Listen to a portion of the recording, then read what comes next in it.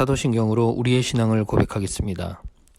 전능하사 천지를 만드신 하나님 아버지를 내가 믿사오며 그 외아들 우리 주 예수 그리스도를 믿사오니 이는 성령으로 잉태하사 동정녀 마리아에게 나시고 본디오 빌라도에게 고난을 받으사 십자가에 못 박혀 죽으시고 장사한 지 사흘 만에 죽은 자 가운데서 다시 살아나시며 하늘에 오르사 전능하신 하나님 우편에 앉아 계시다가 저리로서 산 자와 죽은 자를 심판하러 오시리라.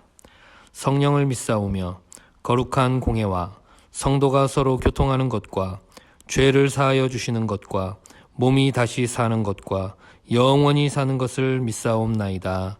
아멘.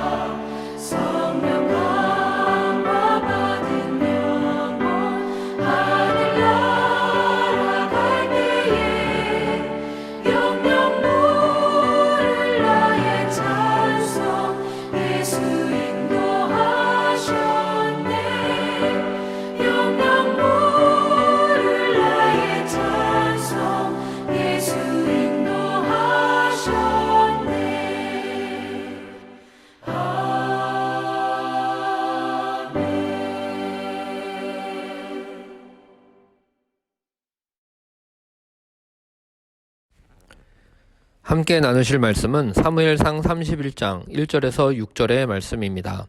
제가 봉독하겠습니다. 블레셋 사람들이 이스라엘을 치매 이스라엘 사람들이 블레셋 사람들 앞에서 도망하여 길보아 산에서 엎드러져 죽으니라. 블레셋 사람들이 사울과 그의 아들들을 추격하여 사울의 아들 요나단과 아비나답과 말기수아를 죽이니라. 사울이 패전함에 활 쏘는 자가 따라잡으니 사울이 그 활 쏘는 자에게 중상을 입은지라. 그가 무기를 든 자에게 이르되 내 칼을 빼어 그것으로 나를 찌르라. 할례 받지 않은 자들이 와서 나를 찌르고 모욕할까 두려워하노라. 하나 무기를 든 자가 심히 두려워하여 감히 행하지 아니하는지라. 이에 사울이 자기의 칼을 뽑아서 그 위에 엎드러지매 무기를 든 자가 사울이 죽음을 보고 자기도 자기 칼 위에 엎드러져 그와 함께 죽으니라. 사울과 그의 세 아들과 무기를 든 자와 그의 모든 사람이 다 그날에 함께 죽었더라. 아멘. 오늘 본문은 이스라엘이 참패를 당하고 왕인 사울과 왕자인 아들 3명이 한날 한시에 생을 마감하는 내용입니다. 사무엘상 마지막 31장은 세 장면으로 되어 있습니다. 첫 번째 장면은 사울과 아들 3명이 죽는 장면이고, 두 번째 장면은 블레셋 사람들이 사울의 시체를 가지고 능욕하는 장면입니다. 세 번째 장면은 예전에 사울 왕에게 은혜를 입은 야베스 사람들이 사울의 시체를 가져다가 장례를 치르고 경의를 표하는 장면입니다. 오늘 본문은 그 중에 첫 장면이지요. 말도 많고 탈도 많았던 사울의 인생이 이렇게 막을 내렸습니다. 한때는 더없이 찬란했고 때로는 참으로 우울했던 그의 삶이었습니다. 이렇게 사울 왕정이 문을 닫으면서 사무엘상도 끝나게 됩니다. 이제 사무엘 하부터는 다윗이 본격적으로 왕으로 등장을 합니다. 우리가 여기서 생각해보고 싶은 것은 하나님께서 사울의 죽음을 어떻게 생각하실까 하는 것입니다. 사울은 불순종의 대명사이죠. 하나님의 은혜를 받았지만 그분의 말씀을 청종하지 않았고 고집부리면서 어떻게 사람이 하나님의 말씀을 청종하지 않고 고집부리면 어떻게 되는지를 보여주는 그런 대표적인 사람입니다. 왜냐하면 사울의 왕권이 무너진 이유가 그의 불순종 때문이었지요. 또한 사울이 죽은 후에 사울의 시체가 편안히 안장되지도 못했습니다. 시체에서 머리가 잘리고 머리는 다곤 신전으로 가져갔고 몸은 성벽에다가 모든 사람들이 보라고 못 박았습니다. 당시에 한 나라의 왕을 이처럼 욕보이는 것은 그 나라가 모시고 있는 신을 욕보이는 것과 같았습니다. 블레셋 사람들은 예전에 골리앗의 치욕을 씻어주려는 듯이 사울을 성벽에 못 박은 것은 사울이 모시는 이스라엘의 하나님을 성벽에 못 박은 것과 같습니다. 블레셋 사람들은 다곤 신이 여호와를 이겼다고 환호했습니다. 사울 한 사람의 불순종은 다만 한 사람으로 끝나는 것이 아니었죠. 왕이었기 때문에 이스라엘 전체의 불순종으로 여겨졌습니다. 사울의 불순종은 하나님의 얼굴에 치욕을 주는 결과를 가져왔습니다. 우리가 궁금한 것은 절대지존이신 하나님께서 왜 이런 치욕과 모욕을 당하시는가 하는 것입니다. 다곤신이란 원래는 아무것도 아닌 것인데 왜 하나님께서는 이와 같은 일을 참고 견디시는가라는 것이죠. 불순종하는 사울을 빨리 걷어치우시고 순종 잘하는 사람을 왕으로 세우셔서 하나님의 얼굴에 영광을 받으시면 될 것인데 하나님께서는 그렇게 하지 않으시고 사울과 함께 그냥 모욕을 당하시지요. 사울이 불순종하는 대가를 사울의 시체와 함께 하나님께서 감당을 하고 계시는 것입니다. 사울은 불순종의 대명사인지는 몰라도 하나님께는 베냐민 지파에 소속된 하나님이 낳은 자식 중에 하나인 것이죠. 어려서부터 먹였고 키우셔서 청년 장년에 이르기까지 노심초사 아끼면서 사랑하는 그런 이스라엘의 한 사람이 사울입니다. 자식이 치욕을 당하면 부모도 함께 당하게 됩니다. 자녀가 잘못해서 대가를 치루어야 한다면 부모의 마음도 인지상정인 것이지요. 하나님의 자녀가 된다는 건 그런 겁니다. 잘못은 잘못이고 자식은 자식입니다. 불순종은 대가를 치러야 하지만 그렇다고 호적에서 파버릴 수는 없는 것입니다. 하나님께서는 사울의 죽음을 슬퍼하셨습니다. 불순종하던 사울이 죽었다고 해서 하나님의 마음이 시원하지 않으셨을 것입니다. 알터니가 빠진 것처럼 통쾌하지도 않으셨을 것입니다. 사울이 다만 하나님께 잘못했기 때문에 스스로 자결하는 이런 비참한 최후를 맞이한 것으로 단순히 보기에는 어디엔가 석연치 않습니다. 왜냐하면 순종을 잘하는 요나단도 같은 전장에서 죽었기 때문입니다. 에스겔 33장 11절에 보니 너는 그들에게 말하라. 주 여호와의 말씀이니라. 나의 삶을 두고 맹세하노니 나는 악인이 죽는 것을 기뻐하지 아니하고 악인이 그의 길에서 돌이켜 떠나 사는 것을 기뻐하노라. 이스라엘 족속아 돌이키고 돌이키라. 너희 악한 길에서 떠나라. 어찌 죽고자 하느냐 하셨다 하라.